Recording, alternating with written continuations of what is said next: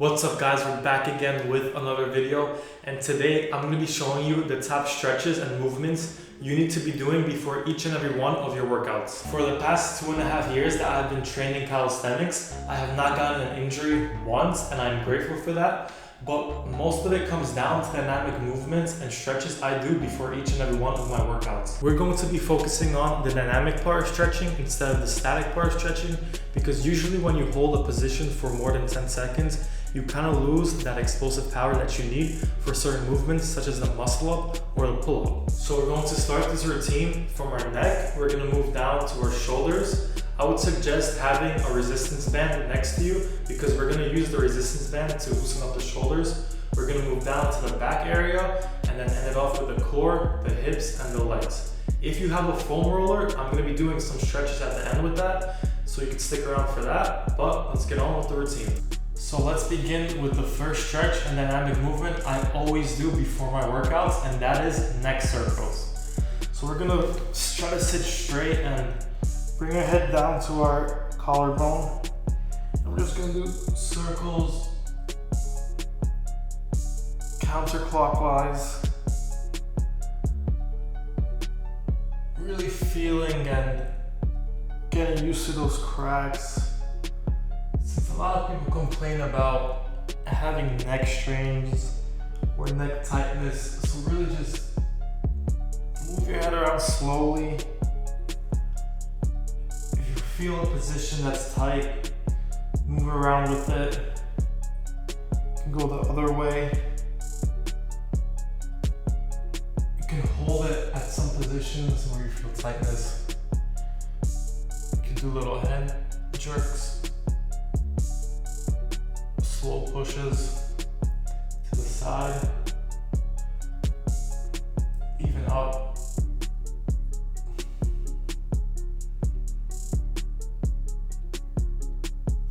My neck is very loose. I also try to give it a little massage in the back to see if there's any knots.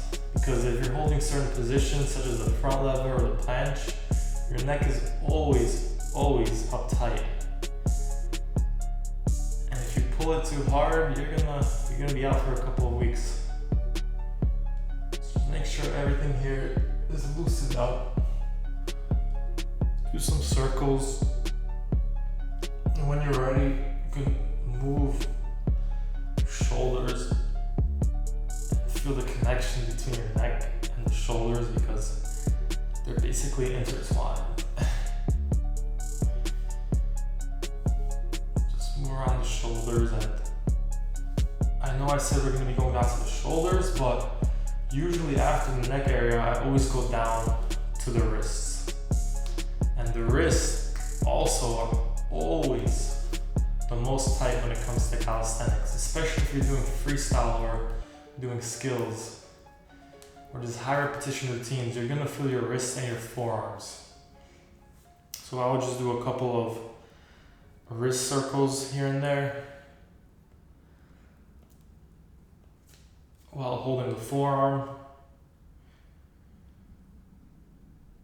Just make sure you're moving through that full range of motion, because sometimes our wrists get stuck in one position and we never go past that position. So gonna move on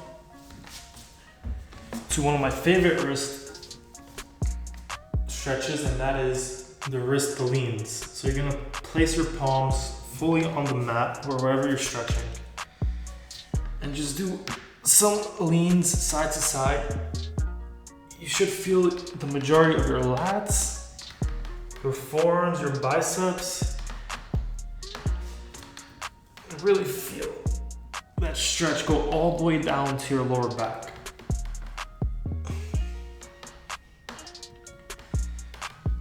You can hold one position down for 5 seconds if you feel tight. Use the other side. Come back down, move around, and usually my stretches don't take more than 15 minutes, but it depends how I'm feeling for that day. So again, you could do these You can switch it up. You could go underhand and move around.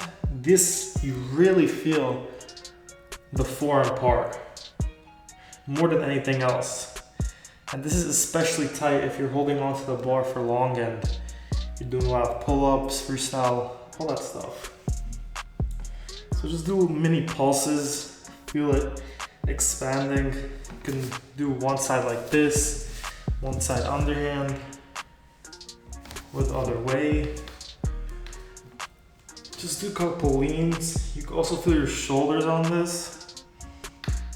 If you have the straight arm position where you're leaning, just do a couple pulses, move it around. If you're ready for it, if you feel that your wrists are ready to go into this position, you could even do mini pulses like this. This, you feel the outer part of your forearm. You can move it around all the way and start coming down to a child's pose position where you're hitting your shoulders, your lats, and even your wrists. So we could do this basic yoga pose that almost everyone knows. And just hold it there. You can move around the shoulders if you don't want to have it as a static stretch. Point your fingers up and roll your shoulders around. This, you can feel your shoulders and your lats and everything in between. You can do 10 circles like that. Drop down and then go into the cobra position. Don't bring your shoulders down, bring them up, and just look up and do little pulses. Since we're not doing any static stretches today, at least not more than 10 seconds, you can move around. Chris Hera did a video on why you shouldn't do this stretch. I didn't watch it, but if anyone knows what he said, leave it in the comments to see why you don't do this stretch before. Or I'll just watch the video myself. You can go back down to the child's pose, move around the shoulders again. And then go back up. And now I try to move down to my back area and the ab area. So I usually start with these little twists, keeping my hand flat on the ground. Just bring my shoulder and my back across that way. Trying to keep a straight back and really moving with the lats. If you feel tightness, just keep moving it slowly and slowly and you'll build up to it. You can move on to the other side. Let's try to keep that wrist flat on the ground to get the wrist stretch and boom. Move it around. Tight or not tight, doesn't matter, we're just getting warmed up for a workout. And I would suggest to always do dynamic movements before your workouts, because it just makes the workout feel more effective and your body feels great before and after. Not always when you wake up though. You can move on to more shoulder and neck rolls. Now, one of my favorites, this is more the part of the dynamic part, not the static part of the stretching. And usually I bring my leg across like this. And from the other side, I try to push it the other way, keep my hand flat here, and then look, and then push with your arm. Really feeling that lower back. You could either hold this in the static position or the dynamic positions I'm doing right now. So I'm moving with it. Do that 5 times. Other leg, so bring it across. Get your elbow, drive it in, and open up that lower back area, that core area. And you should feel a crack. If you don't, then it's fine. Do 5, 4, 3, 2, 1. Now I'm really feeling my wrist and shoulders are opening up, so just do more movements with the wrist slowly. If it hurts your wrist, it's fine. Just build up to it. Press into the ground. You can move around any way you want. Don't make this complicated, guys. The movement part of this is not that serious, as in you don't have to overcomplicate it. Just do what feels natural and do what feels good for your body. So we're gonna go down to this position. I'm not sure what it's called, but you're basically in this mini squat position, and I'm just gonna kick and push with our elbows, driving that force to opening up your hips and your lower back. We're just gonna move it around. Usually the hip area is what's the most tight for me, so I would spend a little bit more time on that for the 15 minutes or the 20 minutes that I'm stretching. This is what it looks like from the side. Try to keep that straight back. If you can, that's fine. Just move around and push out, making sure your hips are gonna be ready for what you're about to do. I do that about 5 times. Then I can sit down, feeling that my hips are open. Bring one leg out. You can go sideways all the way, or like this if you can't. I keep it about halfway. I try to touch my toe. If you can't touch your toe, just try to reach for it. And then bring this hand, and then do little touches. Like you're swimming. You bring it around, feeling the lat stretch, the shoulder stretch, and the lower back stretch. And the lower back is probably what gets hit the most in skill training, especially for the front lever. And that part almost always stays tight for me no matter what I do. So just do that about 5 times. Do it slowly, feel it stretch. Don't hold it. You can hold it if you want to. Bounce around. Bring the head down too. And move around like that. Other side, of course. Remember, bring it up and around. Up and around. Up and around. 5 times. If you're flexible enough, you can bring your hand on your toe and push it, feeling that calf. If not, it's okay. Just try to touch it. Try to get as close to it as possible. Up and around. And that feels good. Now, going back up to the wrist and shoulder area, we're gonna do this funny looking one.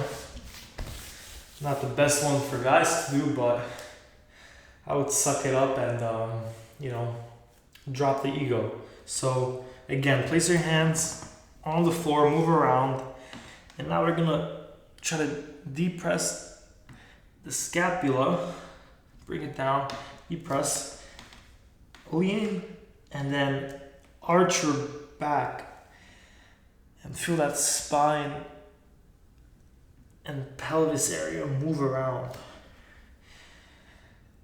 We're really focusing on crunching up that core, bringing that back up.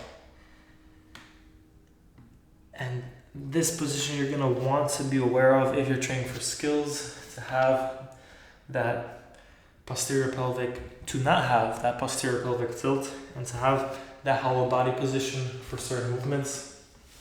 So keep doing that. Move your back around and bring it up. Stretch the upper part of your back. Move down, and you should really feel the area coming down to your ass around the tailbone area. If it's tight for you, you can massage it. You still have your hands as a massage tool, so you don't need to go anywhere. Move around, up, down, up. Go on your fingers, pulses like that, and back down to the child's pose. Move around the shoulders. And we're ready to move on to the legs. And if you don't want to stretch your legs, that's fine, but I would really suggest stretching your hamstrings, because when I didn't stretch my hamstrings, the one day I did, it was just super painful, so I don't want to go back to that feeling. So we're going to start off straight here. And try to touch the toes. If you can, that's fine. It used to be like that. Since I started doing mobility, it just keeps getting better and better. So just hold your toes, move them around. You can even stretch out like that. Try to really keep that back straight when you're doing this. So do little leans. As you see here, we're mostly always keeping a movement. We're not holding any static stretch, which is very important. Do taps like that. You can tap there for that lower back stretch.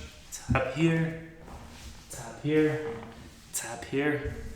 And again, you can work your way up in all these stretches. You don't have to touch your toes the first time you do this. As you know, I haven't. I used to be like this, and just slowly each and every week moving up before every workout, trying to do some mobility and always moving around. So once you got that, we can do some top holds. So stand up now. If you can't keep your legs straight, that's fine. But see how I'm coming down with my back straight? Try to do little pulses like that. Try to touch your toes. Always move. Don't try to go all the way down. Don't try to hold it here or bring your feet up, because if you overstretch, that's not good either. So remember, bring it back, start pulsing with it, and really just feel that stretch. You can bring your leg down here and do little pumps like that. It's like a lunge, but go longer and bend. Pop back up, boom. And see how I'm keeping my wrist flat? Always trying to keep it straight, keep it loose. Other leg. This is how it looks like from this side. Boom. If you can keep this one straight. It's very hard. I can't even do that yet. And if you can, you could bring this arm and push out. And really feel the ankle, the entire hip flexor area, quad area open up. You could push out like that. Come back down here, push out back again. Pop one. Come back to the squat position and move around. Now, usually that's what consists of my full body routine, but we still have the foam roller that we can use, which I usually do for back days. And we also have the band, which I use every single day. There's not a day where I don't use the band and stretch. So let's move on to the banded exercises. Now let's move on to the banded part of your stretching routine, and you should always be including the band in your stretching routine. So let's begin. Grab it like this, you can put it around your wrist, bring your arms up, behind the neck touches. 1, 2, 3, 4, 5. Make sure your core is squeezed. Make sure your body's not like this, we're going like this. Squeeze the core, bring them up. Boom. 1, 2, 3, 4, 5. Come back around. We're going to go to the chest. 1, 2, 3, 4, 5. Make sure to squeeze the ab area. This is how it looks in the back. 1, 2, 3, 4, 5. You can hold it, then do little circles, mini pulses, and back up all the way around to this position. Move around your wrists. Again, the band is one of the best things you can use for your shoulders and your wrists if they're feeling tight. Come back all the way around. You make sure you're in that full range of motion, and then back to here, squeeze the abs and do mini pulses. Keep your arms straight. Always move with the stretch. Never do dynamic stretch. Static stretch. Boom, 1, 2, 3, 4, 5.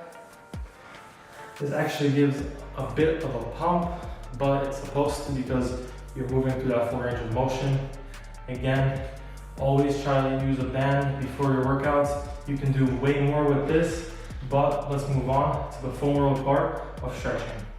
Now let's move on to the foam roller part of stretching, and this is probably one of the best purchases I ever made for calisthenics, because look at this roller. The rumble roller, it can get any knot out from your back. So let's begin with this. I always start with the lower back part, put it right down, and all I do is lay down and stretch my arms out, usually for about 5 seconds, 10 seconds, move around on it. And if it's your first time, this is definitely gonna hurt, especially with this roller. Crunch my abs in, put my hands on my shoulders, and boom, roll around. Anytime I give this roller to anyone, they say it hurts, but you do get used to it. Bring the arms out, and feel it go all the way down your back. Usually when you bring your arms out, this is where you feel the most cracks if you're not warmed up. All the way down for about 5. Moving areas where it hurts, especially upper back and middle back. Put your hands on your head and just go all the way down to your back, even into your hips. It's not just for the back. If your hamstrings are tight and you don't want to do the normal stretches, you can put it down here and play around with it. The roller is very simple to use. You can even change the position, go on your side lat. So bring it here and move around. This one hurts way more because it's touching a part of your body where you don't have a lot of fat. And just move around. I'm even getting some of that arm. A very, very great purchase. And I would love to see if any roller could compete with this one. I'm not getting sponsored by this. Just move around, get the lower back, whatever hurts. And there you have my warm-up routine. You can do anywhere, anytime. All you need is basically 2 pieces of equipment, the rubber band and the roller. So guys, if you have any questions about what I do, what else I do to stay injury-free, this is probably the most important. Obviously, eat clean, have a good diet, get to the rest, and train smart. So, if you guys have any questions, let me know down in the comments or message me on Instagram. I'll see you guys in the next video. Peace. I live inside my own world of make-believe. Kids scream